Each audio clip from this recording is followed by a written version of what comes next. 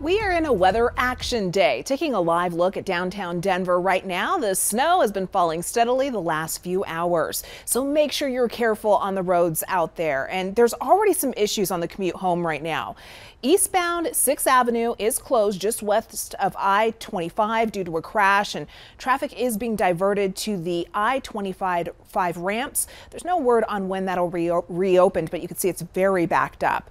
Thank you for joining us at 4. I'm Jessica Porter. We have team coverage this afternoon. Let's go to Denver 7's Danny New, who was in downtown Denver. Danny, how is it looking out there? Well, before it was snowing like really hard, like when the snow looks like cotton balls falling from the sky. Now it's a little thinner, but there's still a lot of it. And Jess, when we anchor the 8 p.m. together later, I'm gonna have hat hair, just so you know. I'm really sorry about that. So we like to come out here a lot in Denver 7. We usually like to have this really beautiful backdrop of the skyline. And we're like, wow, look at our really pretty city. Well, this is what you can see right now. Nothing. There's nothing behind me. It is cloudy and it is foggy, and it's really hard to make out things that are far away. So that's the kind of conditions you're dealing with. As far as the highways and the roads, you can see them behind me a little bit. I would go with, scientifically speaking, slushy. They are slushy roads. Pretty cleared overall, I would say. The highways look pretty good to me. Cars are going just fine at pretty normal speeds, but as usual, as we expect, the side roads look pretty slushy. So just be careful when you're on those smaller roads. And Jess, back to you. I'll be here taking in snow. All right, stay warm, Danny. And with all that slush and the snow continuing, you're probably going to have a little bit of a slow commute. Meteorologist Stacey Donaldson is here with us. Stacey, what should we expect for tonight and the weekend? Well, it looks like it'll be snowy for tonight and then improving over the weekend. But outside now, we do have that snow falling all across the I-25 corridor and the eastern plains. We have winter weather advisories in effect for the Denver metro and parts north. So we're going to continue with this snow for a few more hours. There's one heavy band that just passed through Denver, and you can see that moving off to the south and east. And we'll have some banding of snow moving through as we go through the rest of tonight. Otherwise, snow up toward Fort Collins, out toward Estes Park, Allens Park, and Jamestown, and across the eastern plains out toward Akron and Yuma, where we saw some rain earlier change over to snow as those temperatures have been falling. Also rain down into southeastern Colorado. That's changing over as we speak as those temperatures continue to plummet. As for our winter weather advisory here around Denver, it's in effect until 11 p.m. tonight, and farther to the south toward Trinidad until 2 a.m. in the morning. The snow will last a little longer down that direction, but it stretches all the way from Longmont and Boulder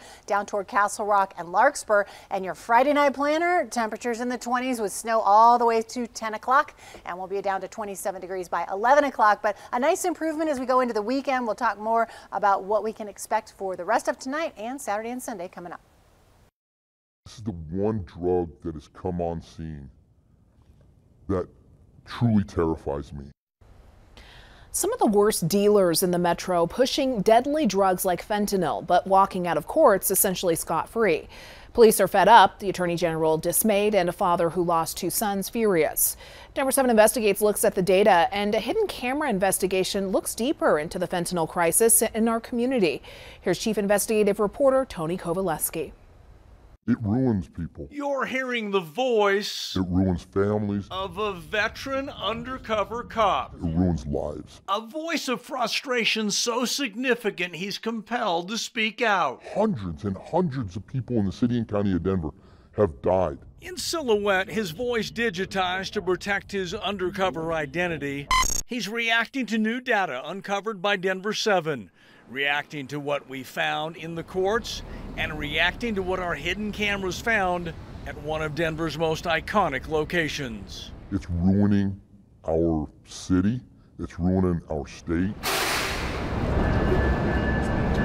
The sounds and beauty of Union Station contrasted by what our hidden cameras recorded. Experts tell us those images, aluminum foil, flames, inhaling through a tube, most often that's how fentanyl users ingest the drug. Make no mistake, it didn't take long for us to capture this video. It's right out in the open, virtually every single day. I've seen entire families completely torn apart. It's definitely, Tony, the worst day of my life. In one day, Matt Riviere lost his 2 sons to fentanyl. At 2 a.m., I got a bang on my door. She had told me that both the boys had just passed away. Andrew was 21. Stephen was 19. 2 decisions, 2 pills, 1 tragic ending. Yeah, that it was fentanyl, that it was a counterfeit drug, that they thought they were doing hydrocodone or oxycodone. When you see our data analysis, how do you react? I'm shocked. I'm shocked that many people are being able to escape the system and not be held accountable. He's reacting to these numbers, data gathered by Denver 7 using the state's open records law. It's awful. This is broken. It's not just about me. I lost both my boys, and I have to live with that pain and that suffering. The data shows in all of last year in Denver alone, 1,298 arrests for serious drug offenses like selling fentanyl. Nearly 70% of those accused drug dealers went to court, and judges let them get out of jail free, issuing a personal recognizance or PR bond, allowing them to walk out of the courtroom without any monetary guarantee, nothing more than a promise to return to court. Mr. Gonzalez-Pena has failed to appear. Undercover cops in Denver arrested Martin Gonzalez-Pena on multiple serious drug dealing charges, including significant amounts of fentanyl and heroin. He didn't show up in court after getting a PR bond. Failed to appear. Our data dig discovered Gonzalez-Pena was not the only accused drug dealer who failed to appear in court last year. Take a look. In Denver alone, 45% of all accused serious drug offenders failed to appear after a judge granted a PR bond. Failed to appear. After they promised to return to face their charges. Mr. Fernandez was ordered to appear for a second advisement at 9 a.m. this morning in courtroom 2300. It's now 11:03 a.m. Mr. Fernandez has failed to appear. Records show that accused drug dealer was arrested by undercover Denver police with a loaded firearm, wanted on warrants, and he was carrying 20,000 fentanyl pills. A judge forced him to pay only $1,000 in bond money. And yes, he also failed to appear. Mr. Fernandez has failed to appear. We had the opportunity to take one of the highest level dealers in the city of Denver and keep them locked up so that they can't sell fentanyl, so more people don't die. This undercover cop risked his life to help make that arrest. They didn't even put an ankle monitor on this guy. I'm sure he's out there right now selling fentanyl. They failed to do their jobs. Ultimately, it's the ugly side of a beautiful city. Failed to appear. And it's something city and state leaders have to confront. Is this acceptable?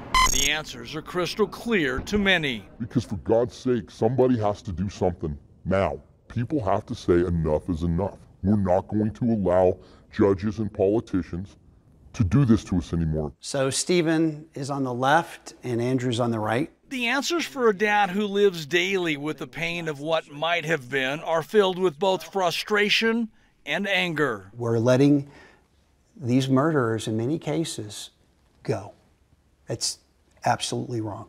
Yeah, these are some of my favorite photos of them being older, for sure. Matt Riviere doesn't know who sold his boys the fentanyl, but he says he will fight with every ounce of his being to keep them off the streets if they are ever arrested. No other parent, he says, should have to live through this hell. I have a picture of the boys by a lamp that I turn on every morning. And I sometimes literally shake my head and I look at that picture like, this can't be true. And that painful reality is why Matt labels his son's unknown drug dealers as murderers. We wanted to share the numbers and the data we uncovered with Denver District Attorney Beth McCann.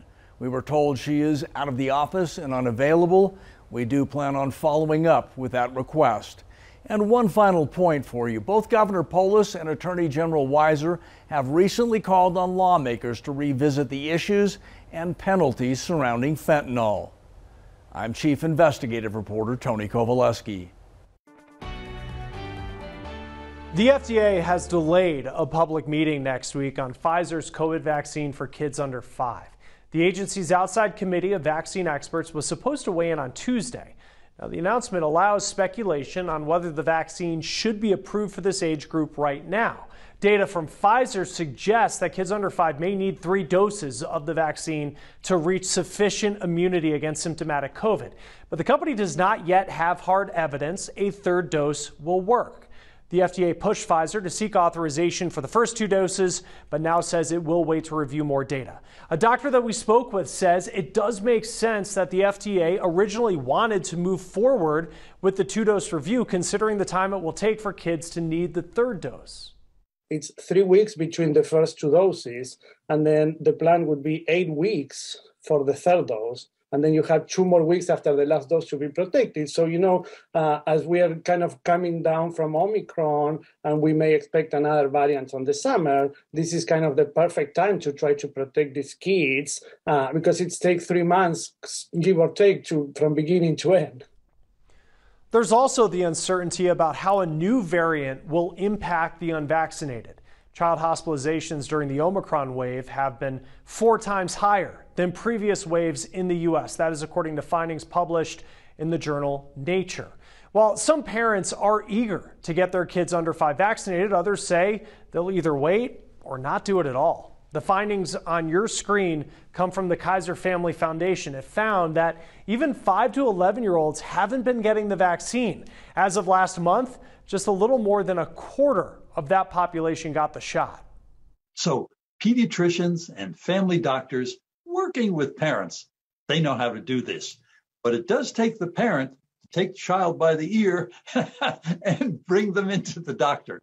We can't vaccinate you through the computer. So telemedicine won't work. You have to show up to be vaccinated. Now, both doctors that we spoke with agree that vaccinating kids is essential to stopping the spread of COVID and getting out of the pandemic. The U.S. government is preparing to have more COVID treatment options ready to go if they're approved. It has purchased enough of a new monoclonal antibody drug from Eli Lilly to treat 600,000 patients. The FDA is still considering the company's request for emergency use authorization. Data indicates that this new drug works against Omicron. Well, there's new attention around addressing inequitable practices impacting children in school, the role that school counselors are playing in affecting change. And a nurse forced to keep paying her mortgage for her house destroyed by the Marshall Fire. Still ahead, how Denver 7 viewers are stepping in to help.